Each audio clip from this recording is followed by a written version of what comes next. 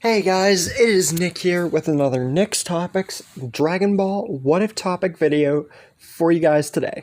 And today, we are getting into part 11 of What If Giran became Z Fighter.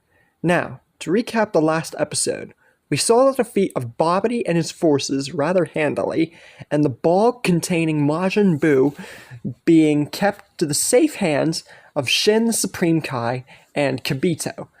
Pretty much ending how my What If Hercule was a Z Fighter video, except with a few minor altercations.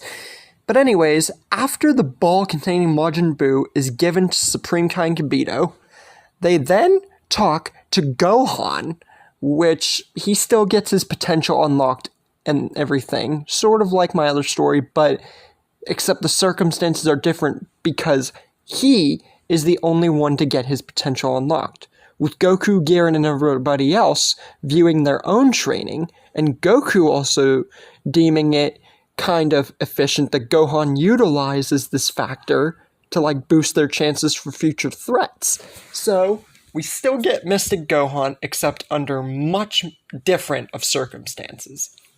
Anyways, we get the time skip between the Buu arc and the Beerus arc, which is a bit more major because Buu never happened and the Majin arc ended way earlier on. We get into the introduction of Beerus waking up and his attendant Whis, and Beerus proclaiming his dream about the Super Saiyan God, and Whis discovering that one of the only living Saiyans left, Goku, is training with some reptile on King Kai's planet. Now, since this time skip since Goku did not die, he didn't get Super Saiyan 3 in the other world.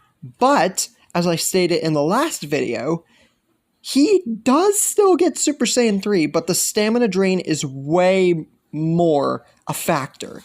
But with Giran, it is more efficient that he trains with him and still gets to use it somewhat efficiently. Anyways, we get to the scene of Beerus arriving on the planet and Goku wanting to duel him, except for the fact that Giran is there, and this provides some extra lines between him and Beerus and Whis and stuff. And Giran is also there to back up Goku, because remember, these two have been with each other since pretty much the beginning of Dragon Ball. So, it stands to reason that Giran would want to help.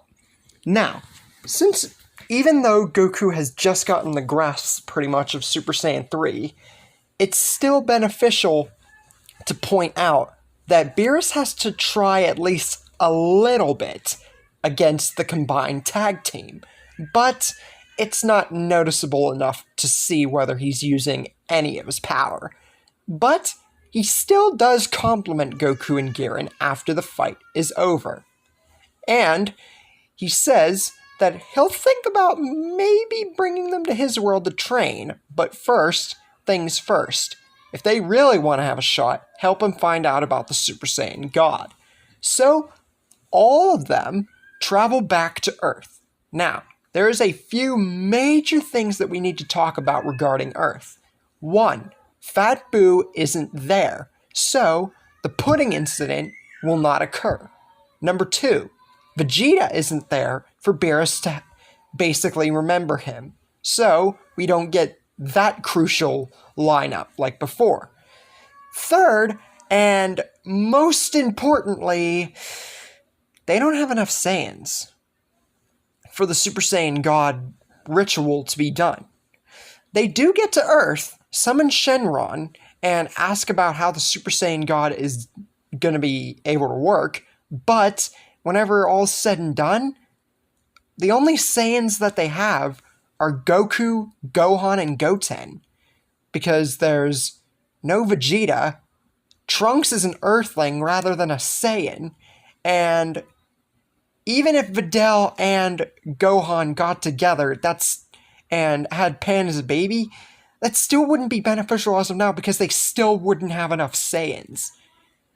Now, you would think that Beerus would just destroy the planet, but not so. That's not how it's going to happen.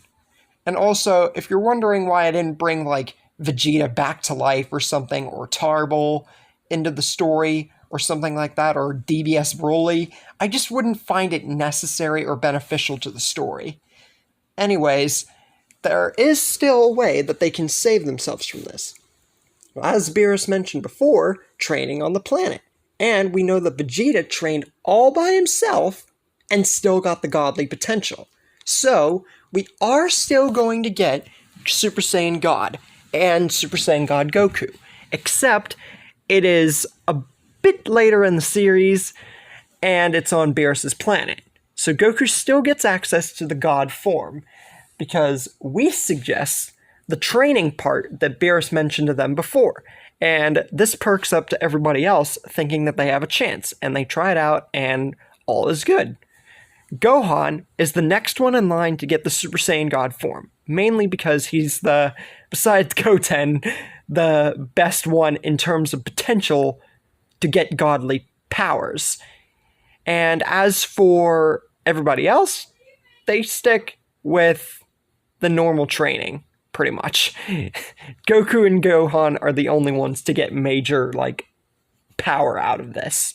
As for Giran, oh no, don't think I'm leaving him out of this. Remember, Giran is the main point of this story.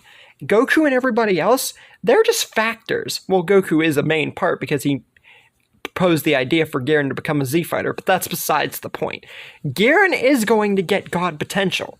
You see, when Beerus fought him on King Kai's planet, he noted that Giran definitely has a very unique, skill set and way of fighting his opponents.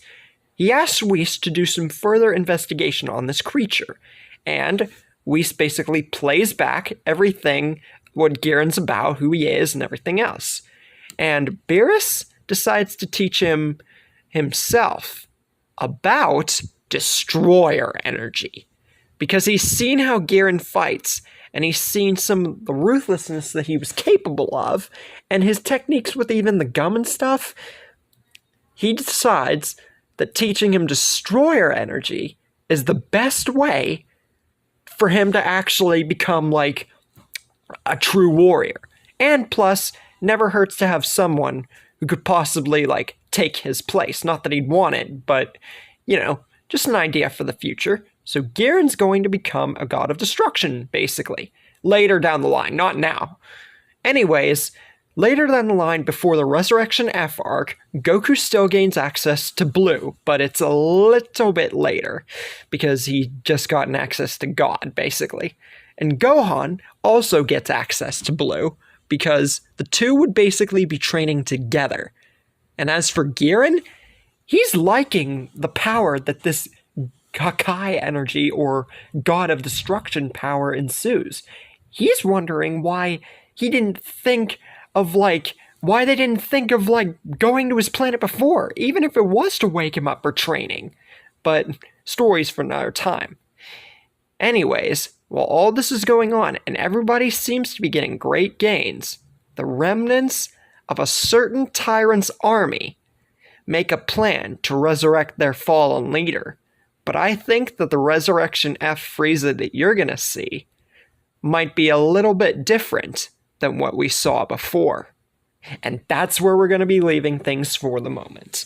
A little bit shorter than my other parts by a few minutes or so, but I mainly wanted to try and cover as much parts of the Beerus arc as possible and show you guys that Giran is going to get massive boosts in the upcoming parts. So, for those of you thinking that I left him in the dust, well, here's your answer, as he's not. Anyways, I hope you guys enjoyed this part, and I'll see you guys next time.